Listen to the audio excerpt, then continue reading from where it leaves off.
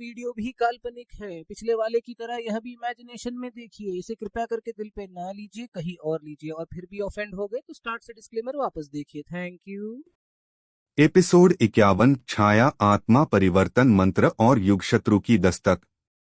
जिसने अतीत को जिया वह भविष्य को लिख सकता है, लेकिन क्या वह वर्तमान को समझता है? तपोवन पर नया संकट। जब राघव अब विरंजन की स्मृति से पूर्ण हो गया, उसकी चेतना और शक्ति एक नई लय में जागी। तपोवन, जो कभी साधना और खेती का स्थान था, अब धीरे धीरे एक युग संरक्षक पीठ में बदल रहा था। मास्टर, पश्चिमी घाट की ओर से अंधकार की धुंध बढ़ रही है। खेतों की आध्यात्मिक आभा कमजोर हो रही है। यह रिपोर्ट चौथे गार्ड वासुदेव ने दी थी, जो खुद एक पूर्व युद्ध सन्यासी रह चुका था। छाया आत्मा परिवर्तन मंत्र। श्रवण ने एक गुप्त ग्रंथ राघव को सौंपा। छाया आत्मा परिवर्तन मंत्र। यह मंत्र आत्मा को एक नए रूप में ढाल सकता था, मगर चेतावनी थी। यदि आत्मा कमजोर निकली तो वह बिखर सकती है, और अगर छाया ज्यादा गहरी हुई तो साधक स्वयं छायादानव बन सकता है। राघव ने निश्चय किया, वह यह प्रयोग करेगा। अगले 7 दिन तक वह अपने आध्यात्मिक कमल गुफा में रहा, जहां न तो रोशनी थी न ध्वनि, केवल उसकी सांसें और छाया। आत्मा परिवर्तन प्रारंभ। कालशून्य आत्माय नमः। छाया स्वरूपाय नमः। राघव की देह धीरे धीरे रेत में बदल रही थी। उसका चेतन भाग गुजरे हुए सभी जन्मों के अनुभवों से गुजर रहा था। वह उन युद्धों को देख रहा था जो उसने एक स्त्री के रूप में लड़े थे, और उन प्रेमों को भी जो अधूरे रह गए थे। मैं सिर्फ विरंजन नहीं हूं, मैं वह हूं जो 7 युगों की चेतना में जलकर आया है। नवशक्ति की प्राप्ति। छाया निर्माण कला। 7वें दिन एक अंधकार की लहर गुफा से निकली। राघव बाहर निकला। उसके पीछे छाया से बने 2 योद्धा खड़े थे, बिना चेहरों के मगर बलशाली। ये उसकी नई शक्ति थी, छाया निर्माण कला, जिससे वह अपनी आत्मा की स्मृति से योद्धा गढ़ सकता था। पहला परीक्षण। छाया सेनाएं आती हैं। तपोवन के पश्चिमी द्वार से एक तेज अंधकार गड़गड़ाया। आ गए, श्रवण ने कहा। ये हैं छाया शून्य सेनाएं, जो भूत, वर्तमान और भविष्य के बचे हुए सपनों से बनी हैं। गेट पर तैनात साधक एक एक कर गिर रहे थे। तभी राघव के छाया योद्धा आगे बढ़े, और एक झटके में उन्होंने 3 छाया दानवों को मिटा दिया। मगर यह तो केवल शुरुआत थी। युगशत्रु की दस्तक। उस धुंध से एक आकृति निकली, ना दैत्य ना मानव। उसके 4 सिर थे, और हर सिर एक अलग युग की भाषा बोल रहा था। मैं हूं युगशत्रु, जो विरंजन की हर भूल का उत्तर है, हर अधूरी कसम का परिणाम। तपोवन की भूमि कांपने लगी। आसमान काला हो गया, और पहली बार राघव के कदम पीछे हटे। तू कौन है? मैं वही हूं जो तुझसे हर जन्म में छीन लिया गया था। इस बार मैं तेरे पुनर्जन्म को भी हराने आया हूं। अगला एपिसोड 52। युगशत्रु और राघव की पहली टक्कर। श्रवण की बलि। क्या वह खुद को न्यौछावर करेगा? माधवी और अन्या की भावनात्मक तैयारी। क्या वे बचेंगी? एपिसोड 52। महायुद्ध की शुरुआत और श्रवण का अंतिम रहस्य। कुछ युद्ध बाहरी होते हैं, लेकिन सबसे भयावह युद्ध आत्मा के भीतर लड़े जाते हैं। तपोवन पर छाया का आक्रमण। तपोवन के उत्तर द्वार पर अंधकार की आंधी उतर चुकी थी। भयानक आकृतियां। छाया शून्य दानव। हर दिशा से झपट रहे थे। श्रमिक, सैनिक और साधक, हर कोई पूरी ताकत से लड़ रहा था। मगर इन राक्षसों को न तलवार रोक पा रही थी, न मंत्र। ये केवल आत्मा से ही मारे जा सकते हैं। श्रवण ने धीमी आवाज में कहा, श्रवण का आत्मबलिदान। श्रवण, जिसने राघव को छायापुत्र की विधि सिखाई थी, अब गुप्त योजना के अंतिम चरण में था। राघव, मैं जानता हूं, मेरी आत्मा की छाया ही युगशत्रु का पहला कवच है। जब तक मैं उसे मुक्त नहीं करता, वह अमर रहेगा। राघव सन्न रह गया। नहीं, तुम मेरे पहले साथी हो, मेरे पहले भाई। श्रवण मुस्कुराया। तभी तो यही बलिदान जरूरी है। श्रवण की आत्मा का विसर्जन। श्रवण ने अंतर्यंत्रणा मंत्र का उच्चारण किया। उसका शरीर एक नीले प्रकाश में बदला और धीरे धीरे टुकड़ों में बिखरता गया। उसकी आत्मा की छाया सीधे युगशत्रु के ऊपर गिरी। एक तेज विस्फोट। युगशत्रु का पहला कवच टूट गया। वह पीछे हटा, कांपा और पहली बार डर से दहाड़ा। राघव की आंखों में अग्नि। श्रवण की राख को हाथ में लेकर राघव ने उसकी ओर देखा। आज मैं वचन देता हूं, यह युद्ध तेरे लिए है। मैं तुझे हर युग में पुनः जन्म दूंगा, जब तक तेरा संकल्प पूरा न हो। उसके शरीर में छाया आत्मा का पूर्ण प्रवाह जाग गया। उसने अपनी हथेली खोली।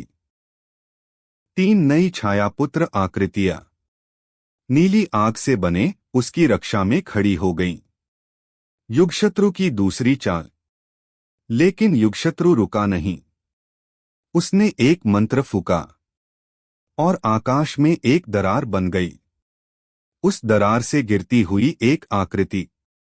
माधवी, तेरी मां अब मेरी है। राघव, तू छाया में जन्मा है और अब तुझे छाया को समर्पित करना होगा। माधवी बेहोश थी। उसके शरीर पर छाया बंधनों की जंजीरें थीं। अगला निर्णय आत्मा या परिवार? राघव के सामने अब 2 रास्ते थे। एक, माधवी को बचाए और युगशत्रु की असली शक्ति को जगने दे। 2, युद्ध जारी रखे और एक मां को खो दे। समाप्ति संवाद। मैंने पुनर्जन्म लिया था अपनी मां को बचाने के लिए। क्या मैं फिर वही गलती करूंगा? अगले एपिसोड 53 में छाया मुक्ति युद्ध का पहला चरण। राघव की आत्मा में श्रवण खंड की वापसी। एक अनजान राजकुमारी का प्रवेश जो युगशत्रु की पुत्री है। एपिसोड 53 छायापुत्र की सौगंध और रक्तंधकार की रेखा। जब मां की चीख आत्मा में गूंजती है, तब बेटा केवल पुत्र नहीं, वह युगों का सेनानी बन जाता है। राघव का भीषण निर्णय। युगशत्रु ने तपोवन की दीवारों से ऊपर माधवी को लटका दिया था। उसकी आंखें बंद थीं, पर चेहरा अब भी शांत था, जैसे वह जानती हो कि बेटा आएगा। राघव के सामने पूरा आकाश लाल हो गया। छाया की हजारों तलवारें उस पर लहराने लगीं, किंतु उसके मन में केवल एक स्वर था, मां। और उसी क्षण उसने अपने ही जीवनकाल के 50 वर्ष सिस्टम से बलिदान कर दिए। चेकेन बलिदान सक्रिय करें। डिंग डोंग बलिदान स्वीकृत। छाया रेखा सहार सक्रिय। छाया रेखा सहार पहली बार उजागर। राघव का शरीर जलने लगा। उसके अंदर की छाया रक्त में बदलने लगी और हर कदम के साथ जमीन पर एक लाल रेखा खींचती गई। जहां तक वह चला, छायापुत्र की शक्ति ने हर शून्य दानव को राख में बदल डाला। उसने तलवार नहीं उठाई, बल्कि उसकी आत्मा ने 3 आत्मिक भुजाएं विकसित कीं। मां का नाम लेने से पहले तुझे हर जीवन का मूल्य समझाऊंगा, युगशत्रु। श्रवण की आत्मा की वापसी। तभी राघव की आत्मा में एक हलचल हुई। श्रवण की चेतना एक नीली रेखा के रूप में उसकी छाती में लौटी। राघव, मैं अब तेरा मार्गदर्शक बन चुका हूं। युद्ध के अगले चरण में हम एक साथ हैं। राघव की आंखें चमक उठीं। भाई, अब हम अधूरे नहीं रहे। माधवी की आत्मशक्ति जागृति। युगशत्रु ने राघव की ओर देखकर हंसी उगली। लेकिन तभी माधवी की आंखें खुलीं। तुमने मुझे बस अबला समझा, पर मैं भी उस रक्त की वंशज हूं जो आकाश से गिरा था। उसकी हथेलियों से चांदी की अग्नि निकली, जिससे वह अपनी जंजीरें तोड़ने लगी। राघव स्तब्ध रह गया। माधवी कभी साधक नहीं थी, तो फिर यह शक्ति मुझे नहीं, तेरे पिता की पहली प्रतिज्ञा से मिली है। अब देख, मैं भी युद्ध का हिस्सा हूं। युगशत्रु की नई चाल, राजकुमारी आल्या का प्रवेश। परंतु तभी एक नई स्त्री आकाश से उतरी। उसके बाल रजत रंग के थे और उसकी आंखों में सदियों की चुप्पी थी। मैं हूं आल्या, युगशत्रु की पुत्री, पर तेरे भाग्य की परछाई। राघव के कदम रुक गए। मैं तुम्हें मारने नहीं आई, बल्कि यह बताने आई हूं कि अगली बार तुम्हारी मां तुम्हारे हाथों मरेगी। समाप्ति संवाद। युद्ध की राह अब केवल तलवारों की नहीं, अब रिश्तों की भी कुर्बानी होगी। अगले एपिसोड 54 में आल्या की सच्चाई, मित्र या छल। माधवी की पहली शक्ति परीक्षण। राघव की आत्मा का विभाजन। 3 राघव एक युद्धभूमि पर। एपिसोड 54 आत्मा का विभाजन और पहली भविष्यवाणी।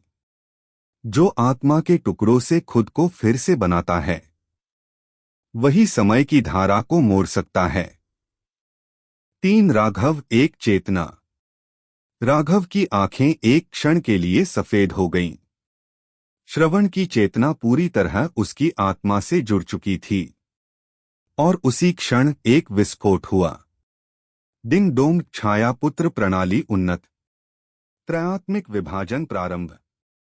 3 अवतार उसकी आत्मा से निकले।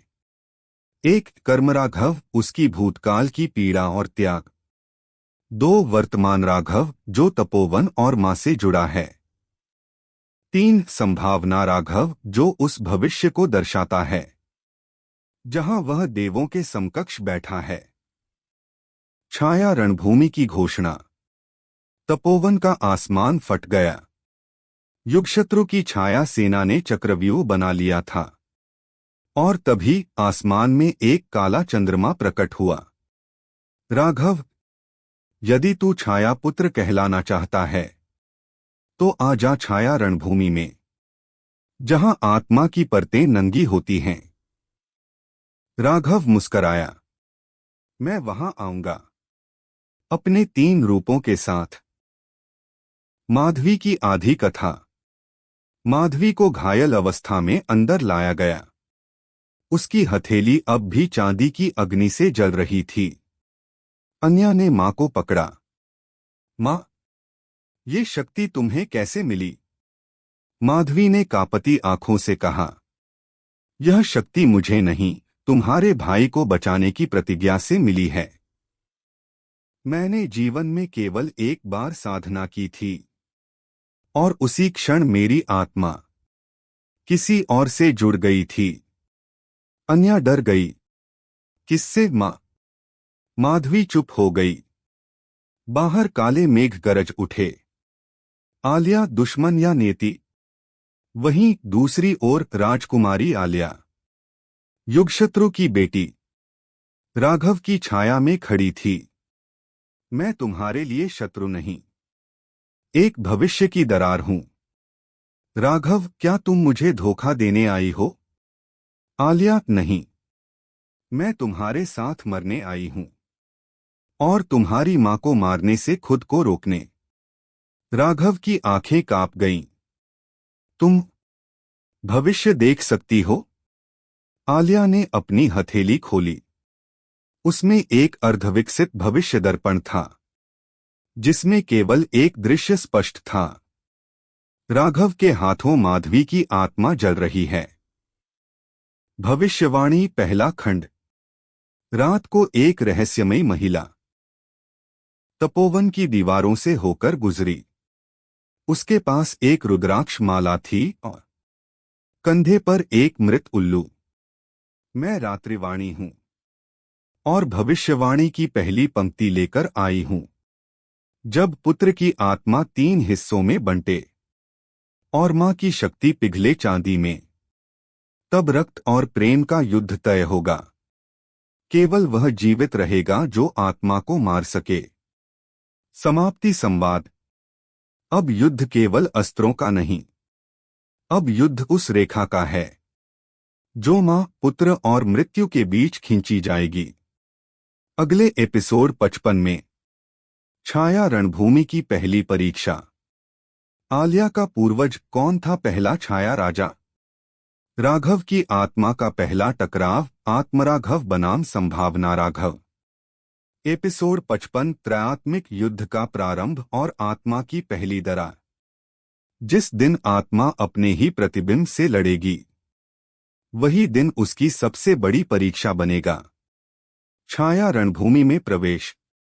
3 राघव, कर्मराघव, वर्तमान राघव और संभावना राघव अब एक वृत्त में खड़े थे।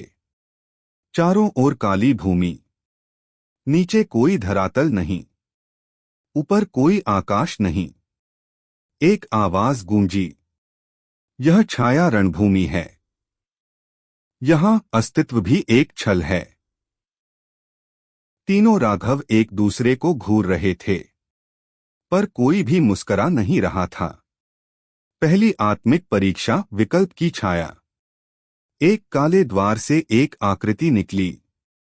विकल्प राघव का ही एक और भविष्य, जिसने माधवी को त्याग दिया था और युगशत्रु की गद्दी संभाल ली थी।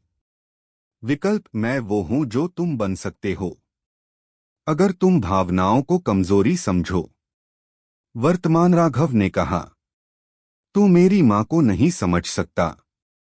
विकल्प हंसा, तुम्हारी मां, जिसने अपनी आत्मा का अंश बचाया ही इसलिए था कि जरूरत पड़े तो तुम्हें होम किया जा सके। तीनों राघव ठिठक गए। आत्मिक रण, राघव बनाम राघव। कर्मराघव आगे बढ़ा। उसके पास कोई अस्त्र नहीं था, सिर्फ हाथों में लहू। मैं उस राघव का प्रतिनिधि हूं जिसने पिछले जन्म में अपनी बहन को खोया, मां को रोते देखा और खुद को मिटा दिया। संभावना राघव ने कहा, और मैं वो राघव हूं जिसने देवताओं की गद्दी पर बैठकर मां को पाषाण बना दिया। दोनों भिड़े। हवा चीख पड़ी। रणभूमि का आकाश लाल हो गया। माधवी की चेतावनी। तपोवन में माधवी ध्यानस्थ थी। एक पल को उसने आंख खोली। उसके मस्तिष्क में जलन सी उठी। राघव अब अपनी आत्मा से जूझ रहा है, लेकिन उसे नहीं पता कि अगर संभावना राघव की चेतना जाग गई तो वह अपने सभी रूपों को निगल लेगा। उसने उठकर एक कृष्ण रक्षाचक्र निकाला। यदि वह हार गया तो मुझे अपनी आत्मा जलानी होगी। अन्या कांप गई। उसने मां का हाथ थाम लिया। आलिया की दृष्टि में भविष्य। दूसरी ओर आलिया अब भी उसी भविष्य दर्पण में देख रही थी। उसने वहां एक दृश्य देखा। राघव घुटनों के बल बैठा है। उसके सामने उसकी मां की राख उड़ रही है और उसकी आत्मा 3 हिस्सों में फटी हुई है। ये अगर विकल्प राघव जीत गया तो यही अंत होगा। समाप्ति क्षण एक आत्मा गिरी। रणभूमि में अब केवल 2 राघव खड़े थे। कर्मराघव की आत्मा फट चुकी थी। वह मुस्कराया और बोला, मेरे भाग्य का अंत दूसरों की शुरुआत हो। उसका अस्तित्व रोशनी में विलीन हो गया। अब सिर्फ 2 राघव थे, वर्तमान राघव और संभावना राघव। समाप्ति संवाद। जब मैं अपने भविष्य से लड़ता हूं, तब मुझे अपने अतीत की मिट्टी चाहिए होती है, लेकिन अब वह भी खो गई है। क्या मैं अब अधूरा हो गया? अगले एपिसोड 56 में राघव बनाम संभावना राघव, निर्णायक संघर्ष। आलिया का बलिदान और युगशत्रु का हस्तक्षेप। माधवी द्वारा अंतिम रक्षाचक्र का प्रयोग। एपिसोड 56, आत्मा का द्वंद्व और माधवी का अग्निस्नान। जब वर्तमान और संभावना आमने सामने होते हैं, तब आत्मा का अस्तित्व प्रश्नचिन्ह बन जाता है। छाया रणभूमि, अंतिम टक्कर। अब रणभूमि में केवल 2 राघव बचे थे, वर्तमान राघव और संभावना राघव, वह भविष्य जो सब कुछ निगल सकता है। संभावना राघव ने धीमे स्वर में कहा, तुम अब तक सिर्फ जीवित हो, मैं अमर हूं। तुम्हारे भीतर जो मोह है, वही मेरी सबसे बड़ी शक्ति है। राघव की आंखें डोल उठीं। वह पहली बार डगमगाया, पर तभी एक चमकदार ध्वनि आई, डिंग डोंग, जीवनकाल प्लस 1 वर्ष। सिस्टम ने उसे याद दिलाया कि वह अभी मरा नहीं है, और जब तक मैं चेक इन करता हूं, मैं मरा नहीं हूं। राघव ने गहरी सांस ली और अपनी हथेली में कुछ घुमाया। छाया तुला मंत्र। माधवी का रक्षाचक्र, आत्मा की आहुति। तपोवन एस्टेट में माधवी अब ध्यानावस्था में थी। उसके चारों ओर एक कृष्ण रक्षाचक्र घूम रहा था। हे ब्रह्म शक्ति, यदि मेरा पुत्र अपने भीतर की संभावना को पराजित करने में असफल हो, तो मैं स्वयं उसकी आत्मा का उत्तरदायित्व लेती हूं। उसने अपनी हथेली चीर दी। रक्त से बना मंत्र जल उठा। काले बादल गरज उठे। तपोवन की भूमि एक पल को कांपी। अन्या रोती रही, मां, मत करो, मां। माधवी मुस्कराई, आज एक मां का आत्मा स्नान होगा, ताकि एक बेटा बचे। राघव की आत्मा में पहली दरार। संभावना राघव ने वार किया, अदृश्य त्रिशूल की तरह। वर्तमान राघव ने पलटकर प्रहार किया। श्रद्धा, ममता और जिद का संवेद रूप। आत्मा की दीवारें थरथरा गईं। फिर ट्रराक। वर्तमान राघव की आत्मा में पहली दरार आई। मैं खुद पर संदेह करने लगा हूं। क्या वाकई मैं ये सब मां के लिए कर रहा हूं, या सिर्फ बचने के लिए जी रहा हूं? संभावना राघव हंसा, अब तू टूटा, अब मैं तुझ में समा जाऊंगा। आलिया की हस्तक्षेप। दूसरी ओर आलिया ने दर्पण को तोड़ डाला। उसने अपने माथे पर लगे चक्र को खींचा। काल संवेदना प्रकट हो। उसने राघव के रण में प्रवेश किया, एक चांदी की किरण बनकर। रणभूमि थरथरा उठी। राघव, याद करो, माधवी की गोद, अन्या की हंसी और वो खेत जहां पहली बार तुमने जीवन चाहा था। वर्तमान राघव की आंखें नम हो गईं। संभावना राघव चौंका। संभावना राघव का पतन।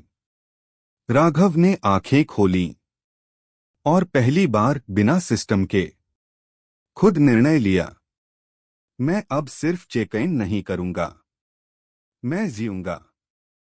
उसकी आत्मा में रोशनी फूटी। 3 लहरें निकलीं।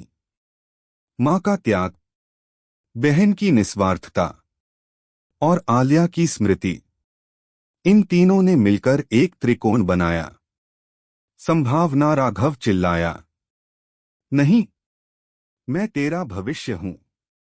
नहीं, तू मेरी हार है। वर्तमान राघव ने हथेली आगे बढ़ाई और संभावना राघव भस्म हो गया। माधवी का भावांतरण। तपोवन में माधवी शांत मुस्कराई। उसका शरीर प्रकाश में बदलने लगा। अन्या चीख पड़ी। मां। माधवी का आखिरी वाक्य। कभी कभी मां का अस्तित्व बेटे की छाया में ही समा जाता है और वह छाया रोशनी बन जाती है। एपिसोड समाप्ति। आत्मा मुक्त। राघव रणभूमि से लौटा। उसकी आंखों में आंसू थे, पर चेहरे पर सुकून। सिस्टम ने कहा, चेक इन सफल। जीवनकाल +5 वर्ष। अतिरिक्त इनाम। आत्मा की दृढ़ता +1। अगले एपिसोड 57 में राघव की वापसी पर तपोवन में उथल पुथल। माधवी का गायब होना या पुनर्जन्म। युगशत्रु की पहली हलचल। एपिसोड 57। तपोवन में उठी बगावत की हवा और राघव की नई आत्मा शक्ति। जब एक राजा लौटता है तो सिर्फ राज्य नहीं बदलता, नजरें, नियत और नीयत सब बदल जाती हैं। राघव की वापसी, एक नए पुरुष का आगमन।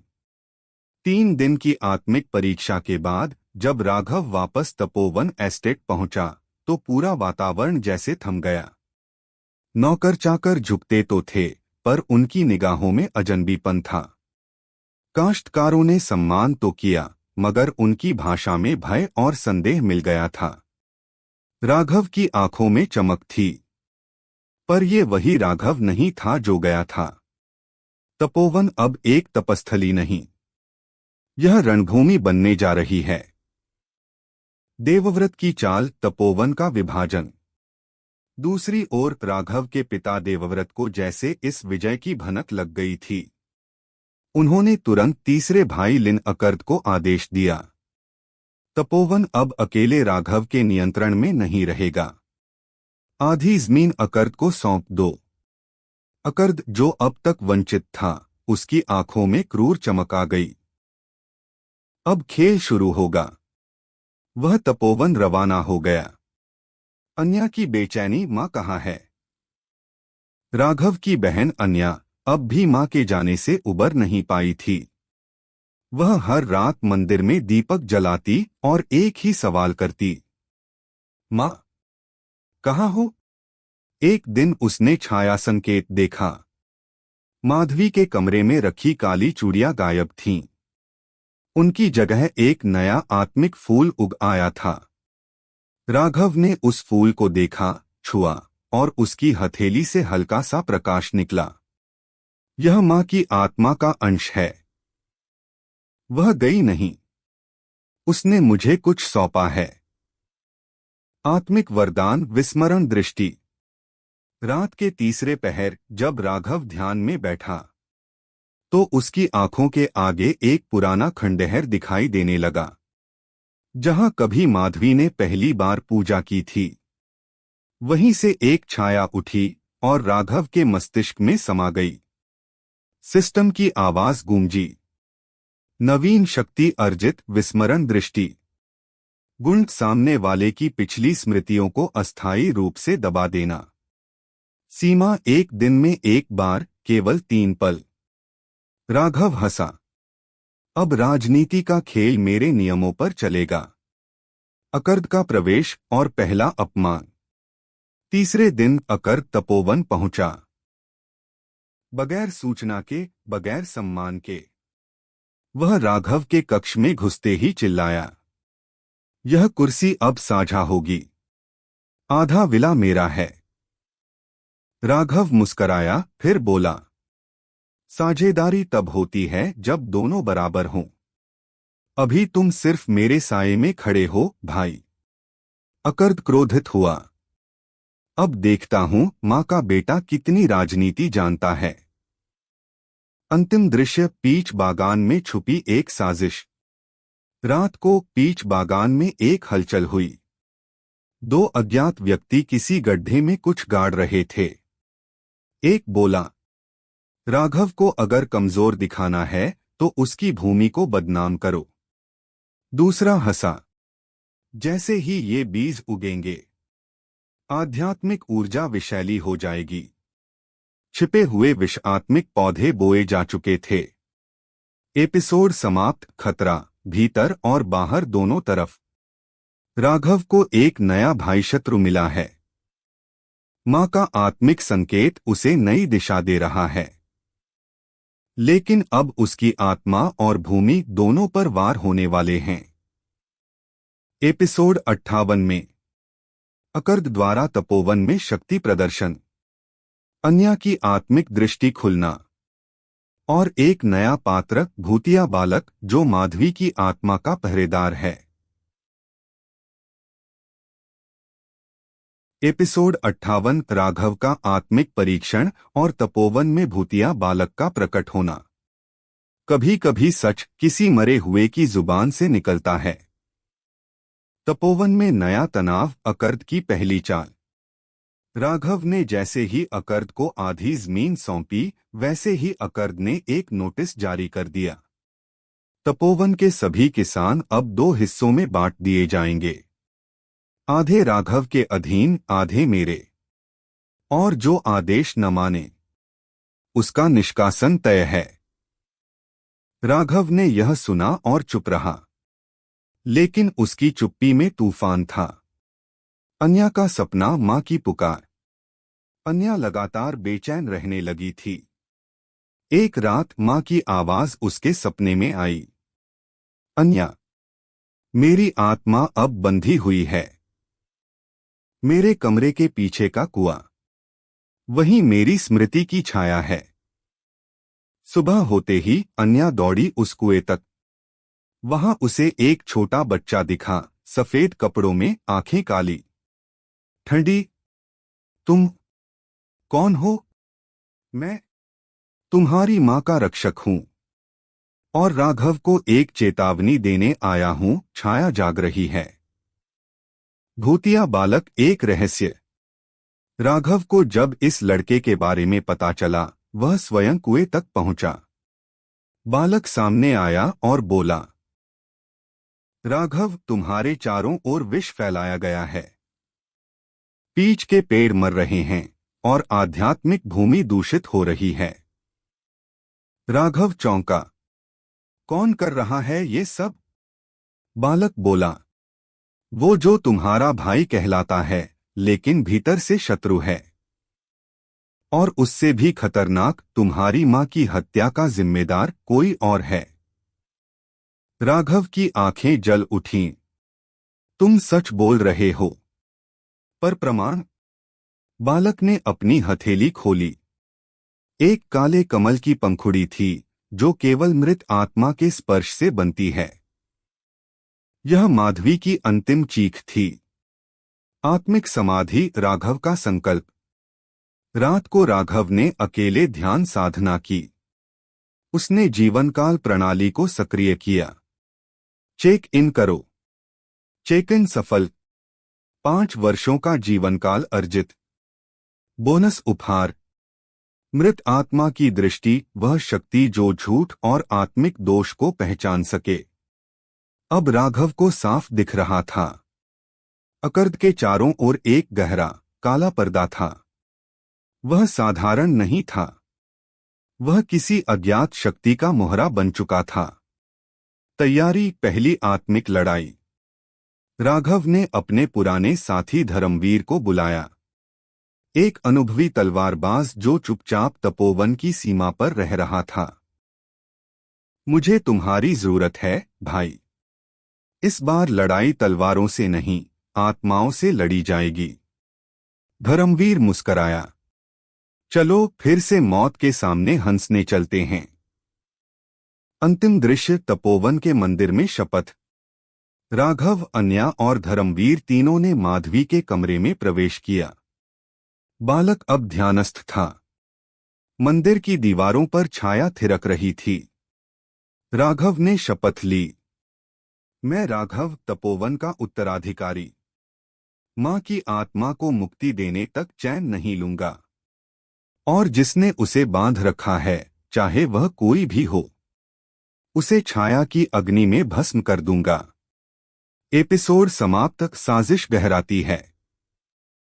अकर्द ने अब राघव को खुली चुनौती दी है। भूतिया बालक ने माधवी की आत्मा की पुकार सुनाई और राघव ने आत्मा के स्तर की पहली लड़ाई की तैयारी शुरू कर दी है। एपिसोड 59 में छाया संवेदन शक्तियों का पहला प्रयोग। अकर्द का असली गुरु कौन है और माधवी की आत्मा की पहली झलक। एपिसोड 59 माधवी की स्मृति और छाया के द्वार की पहली दरार। कभी कभी वो चीखें जो सुनी नहीं जाती, समय के साथ गूंज बन जाती हैं और गूंज कभी माफ नहीं करती। रात्रि का वह समय जब हवा रुक गई। तपोवन की आध्यात्मिक हवाएं उस रात असामान्य रूप से शांत थीं। कुएं के पास खड़ा राघव आंखें मूंदे खड़ा था। बालक ने कहा था, माँ की अंतिम स्मृति यही है। उसने अपनी नई शक्ति मृत आत्मा की दृष्टि सक्रिय की। धीरे धीरे धुंधलका फैलने लगा और फिर माधवी की अंतिम स्मृति खुलती है। राघव के सामने वह दृश्य उभर आया। माधवी मंदिर में घुटनों पर बैठी है और सामने खड़ा है एक नकाबपोश आदमी। तुमने मेरे बेटे को कमजोर बनाया, माधवी। तुम उसकी मां नहीं, उसका अभिशाप हो। माधवी ने कांपते स्वर में कहा, उसके पास जीवन है, मैं उसे नहीं तोड़ने दूंगी। लेकिन तभी चाकू हवा चीरता है, माधवी का गला चीरा जाता है, लेकिन रक्त नहीं बहता, आत्मा को काटा गया था। राघव चीख उठा। नहीं, वास्तविकता में वापसी और भीतर की आग। राघव की सांसें तेज हो गईं। उसने देखा, कुएं के पत्थर पर अब एक छोटी काली दरार उभर आई थी। यह छाया द्वार है। बालक ने कहा, यह तभी खुलेगा जब 3 सत्य प्रकट होंगे। मां की हत्या का कारण, हत्यारा कौन है और तुम क्या बनोगे। तपोवन में अकर्द की नई चाल। उधर अकर्द ने आध्यात्मिक आड़ू के बागों में कुछ विष वृक्ष लगवा दिए। ये वृक्ष धीरे धीरे जमीन की ऊर्जा को नष्ट कर रहे थे। धर्मवीर और अन्या ने इसका पता लगाया। राघव को जानकारी दी गई, अगर एक और चंद्रमा बीता तो आधा तपोवन मर जाएगा। राघव ने गहरी सांस ली। अब शांत रहना अपराध था। छाया युद्ध की पहली लकीर खींचती है। राघव ने अपनी आत्मिक भूमि पर संरक्षण तंत्र लगवाया। अब कोई भी बिना अनुमति उसके क्षेत्र में प्रवेश नहीं कर सकता था। उसने अकर्द को एक पत्र भेजा, तुम्हारी बीज बोई हुई जहर अब उगने नहीं दी जाएगी। मैं अभी भी भाई हूं, लेकिन अगला कदम उठाओगे तो मैं शत्रु बन जाऊंगा। एपिसोड समाप्त। छाया भारी है। माधवी की हत्या राक्षसी आत्मा की शक्ति से हुई थी। राघव अब हत्यारे की परछाई तक पहुंच गया है और अकर्द ने तपोवन की आत्मा को नष्ट करने की योजना शुरू कर दी है। एपिसोड 60 में देखें, छाया द्वार की पहली दरार से निकलेगा एक मृत रहस्य। राघव पहली बार मृत आत्मा से आमने सामने बातचीत करेगा और अकर्द को एक ऐसा हथियार मिलेगा जो आत्मा को भी जला सकता है। एपिसोड 60 छायाद्वार का रहस्य और मृत आत्मा की चेतावनी। जब सत्य जलाया जाता है तब वह भूत नहीं बनता, वह प्रतिशोध बनता है। छायाद्वार की शिलालेख से, कुएं की दरार द्वार नहीं, शाप था। तपोवन की रात चंद्रहीन थी। राघव कुएं की दरार को देखता रहा। वहां से ठंडी हवा नहीं बल्कि एक भयावह कंपन निकल रही थी। और फिर दरार के भीतर से एक काली भुजा बाहर निकली, छायामय, विकृत और कांपती हुई। मैं तुम्हारी माँ का प्रहरी हूं। वह आवाज धीमी थी, जैसे गूंज किसी खंडहर से आ रही हो। राघव ने डर के साथ पूछा, तुम कौन हो? मैं उसकी बची हुई आत्मा हूं, जो उस दिन मारी नहीं गई, बस बांध दी गई। तुम्हें 3 उत्तर चाहिए, लेकिन एक प्रश्न तुमसे पहले पूछे जाएंगे। 3 प्रश्न जो राघव को तोड़ सकते हैं। 1. क्या तुम वह जीवन जियोगे जो तुम्हारी माँ चाहती थी, या वह जो तुम्हारे पिता ने चुना? 2. क्या तुम बदला लेने आए हो या फिर खुद को खोजने? 3. क्या तुम यह जानने को तैयार हो कि तुम्हारे भीतर भी अंधकार है? राघव चुप रहा, लेकिन उसका मन भीतर से कांप रहा था। जवाब मत दो अभी। ये प्रश्न तुम्हारे अगले परीक्षण हैं। पहला द्वार खुलेगा जब तुम अपनी मां की हत्या को फिर से अनुभव करोगे, उसकी पीड़ा को अपने भीतर जियोगे। छाया द्वार खुलता है, पहला परीक्षण शुरू। जैसे ही आत्मा ने बात खत्म की, दरार चौड़ी हो गई। राघव का शरीर कांप उठा। वह अंधकार में गिरने लगा।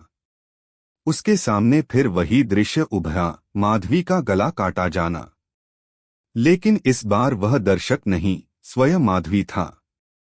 उसने वही दर्द महसूस किया।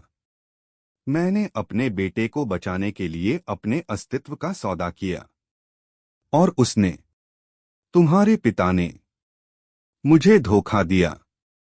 राघव चीख उठा। मैं तुमसे वादा करता हूं मां, मैं सब जानकर रहूंगा। दूसरी ओर अकर्द की चालें तेज। अकर्द ने अपने गुप्त साधकों को एकत्र किया। राघव अब शिकार नहीं, शिकारी बनता जा रहा है। लेकिन शिकार अगर भूल जाए कि वह अकेला है, तो शिकार करना और आसान हो जाता है। उसने एक छायावी पत्थर मंगवाया, जिसे कहा जाता है ये वह ऊर्जा है जिससे आत्मा को भी बांधा जा सकता है। एपिसोड अंत वादा और छाया दोनों गहराते हैं। राघव ने पहला छाया परीक्षण पार किया। अब वह उस दिन की पूरी सच्चाई जीकर लौटेगा। लेकिन अकर्द अब उसकी आत्मा को कैद करने की तैयारी में है। एपिसोड 61 में देखें। राघव को माधवी की अंतिम गुप्त स्मृति प्राप्त होगी। एक पुराना रक्षक जो मां की आत्मा को छिपा रहा था, प्रकट होगा। और तपोवन पर पहली बार छाया राक्षसों का हमला होगा।